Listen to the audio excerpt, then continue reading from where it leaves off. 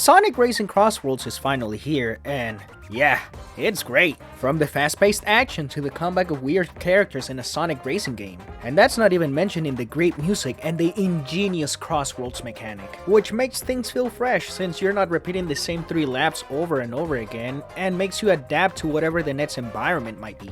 Oh, and the amount of love and care put into everything here is great. From the characters talking either about each other or about the track you're playing on, and the little dance everyone does after getting first place accompanied by their own little jingle, makes this one of the most fan-centered games I've played in a while. I mean, why else would they bring the Babylon Rogues in the same game that brought us Hatsune Miku? Or why the sudden love for Sonic Unleashed right after the recompilation project? And yeah, this is probably a coincidence, but ever since the whole Sonic movie debacle, Sega has been trying to appeal more to old and new fans. Regardless of the reason, there's a lot of good stuff in this game, like the customization options for each vehicle. Yeah, you may have to grind a bit to try and get every part, but once you have enough, you can make some pretty amazing looking cars without the use of mods. However, I still do have my gripes with the game, like how there's only 24 tracks, not counting the 15 CrossWorlds tracks that you can only play for the second lap. I still don't understand why they don't make them full-on tracks that you can pick every time. That will make the game so much better. It's not like the track has to loop around itself, since you go through a portal at the end of the second lap anyway. Please Sega, just let me pick Dragon Road every single time, please! I also wish that you could do a tighter turn on boat mode, or that you could still do a barrel roll like in Transform for better air movement. With the DLC, we will be getting 6 more tracks, rounding them up to 32.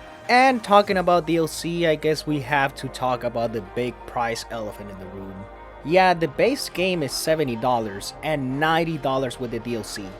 Now, I'm not the one that should be telling you whether it's worth it or not, since I believe that should be your own personal decision, and I'm just here to tell you what I personally found good and bad with the game. But I will tell you a story that happened to me in the past few years. I remember buying Sonic Frontiers for $60 on launch, and a few weeks later it was on sale for Black Friday. I think it was for $40 if I remember correctly. Which is why, next year, instead of buying Sonic Superstars on launch, I waited a little over a month and managed to get it for $30 instead of $60. Now, I'm not saying that the game is guaranteed to go on sale if you wait until the Thanksgiving weekend, but I am saying that if you're on the fence about this big of a purchase, then maybe don't fall for FOMO and wait for a price discount, if those still exist in this modern era of gaming. Now then, here's the big question. Is this game better than Mario Kart World? Well, I love both of these games for different reasons, and there are things that each game does better than the other one. Maybe I'll do a video comparing them both. I will say this though, between both of these games, only one has a banger desert theme track.